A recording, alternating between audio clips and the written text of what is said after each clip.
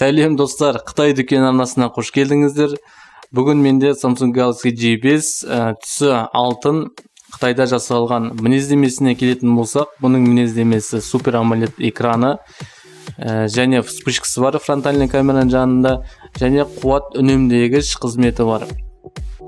Процессорына келетін болсақ, 1.2 ГГц Dual Core деген процессор, және камерасы 13 мегапиксель, автофокусировкасы бар, және фронтальный камера онда 5 мегапиксель бар.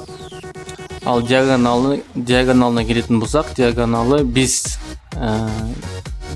5-тік диагонал, түсі алтын, және SM G500 HDS деген моделі. Ашып көрейік. Бұл ұялы телефонды мен Технодом сауда үйінен алдым. Технодом сауда үйі маған гарантиясын, 1 жылдық гарантиясын 11 мың теңгеге бағалап сатып жатыр. Бұл әрине күлкілі. Бірінші рет біліп тұрмын. Және маған Google аккаунт ашуға 3 мың теңге сұрап тұр. Бұл негізі, білмеймін, мен ойынша тонау сияқты, или халықтың білмегенін пайдаланама. Әрі қарай телефонға келетін болсақ, диагоналы 5, Super AMOLED экраны, және комплектациясында не бар екенін көрейік.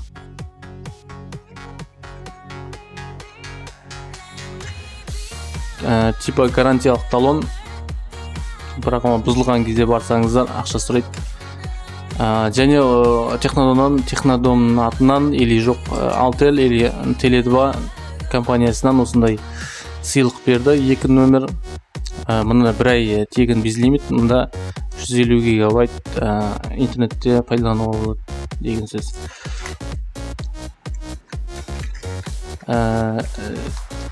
Негізі G5-те өзі наушник, мысалы Ресей жақта білмеймін, наушник берілмейді. Мұнда наушник салған, бұл арзан наушник, ондай сапалы дауыс естілмейді, бұдан ешқандай бас көрінбейді, жаңағыдай ударлары естілмейді ондай. Және USB кабель и зарядкілік адаптері.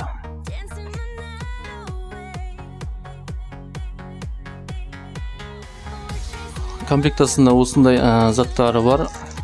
Наушник болғанына да шүкір. Былайынша Ресей жақта ондай наушник беріле қоймайды екен. Телефонға келетін болсақ, телефон диагоналы 5, және батарейкасы 2600 мАh. Ол және ішінде функциялары бар, қуат үнемдегіш функциялары бар. Ол өте пайдалы. Және Galaxy J7-де батарейкасы 3000 мАh болса, мұнда 2600 арасы 400 ақ. Және диагоналы өте үлкен сияқты онда J7-де. Ода 5-5 болу керек. Ода да дәл сондай вспышкасы болады, и фронтальный камерасы. Бірақ процессоры шамалы жылдамдау сияқты. Телефон дизайны өте керемет. Сол бұрынғыдай мына жерде механикалық кнопка және 2 сенсорный, шеттері мынандай доғал глянц жылтырлақ, темір сияқты доғал қылып істелінген, жасалған. Яғни жоғарыдағы наушник тығатын жерлер 3,5 мм-лік. Оның бәрін төменге жіберген. Мұнда микрофон, жаңағыдай USB тығатын жері, наушник тығатын жері төменге жіберген. Мына жерде блог ашатын бұрынғыдай. Мына жерде дауыс ашатын кнопкалары бар. Осы заманға сай мұнда Android 5-те 1.1 сондай болу керек. Және экран көбейтіп ашуға болады, өте жарық, керемет, әдемі бәрі. Және на улице деген кнопкасы бар. Көшеде жүрсеңіздер, осына бас қойсаңыздар, жарықты беріп отырады, экранның жарығын. Яғни обзор, жаңағыдай экранның обзоры деймін, сонда болу керек. Бұлайынан көргеннің кезде кейбір телефонда қарайып кетеді, мұнда бәрі жақсы. Шет жақтан қарағанда бәрі жақсы, керемет. Бюджеттік телефон деп бекер айтпаған. Настройка көрейік. Жақындатайын. Android 5.1 бір. Бұл ұялы телефон артын көрсетейін. Мұнда 2 симкілік телефон дуус. Ашып көрсетейін.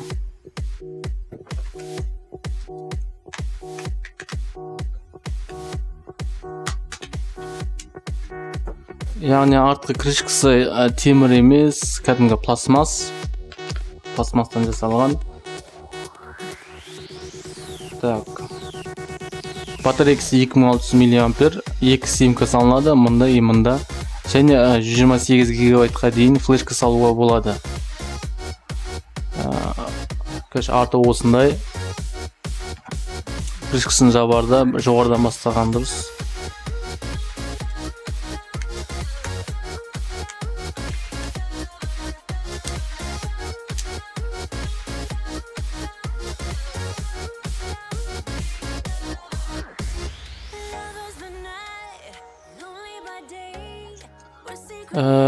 Қазір мен сіздерге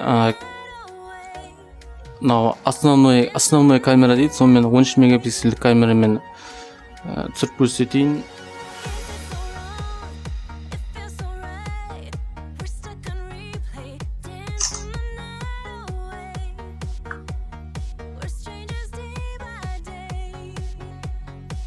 Бәрі анық, тап-таза, автофокус үріпкісі жақсы жұмыс жасайды. Мінекей. Видео камерасына келетін болсақ, бұнда видео камера Full HD түсіреді, 13 мегапиксельді пайдалана отырып. Мен сіздерге далада түсіріп көрсетейін.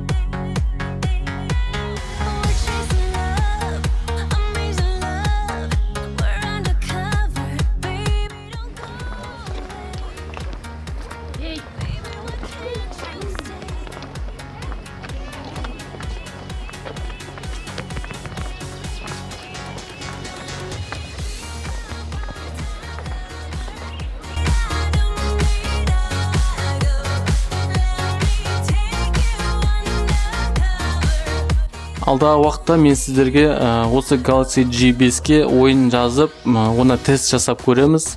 Кейбір тағы программалар бар, бағдарламалар. Сол бағдарламаны салып, тексеріп, сіздерге көрсетіп отырамын.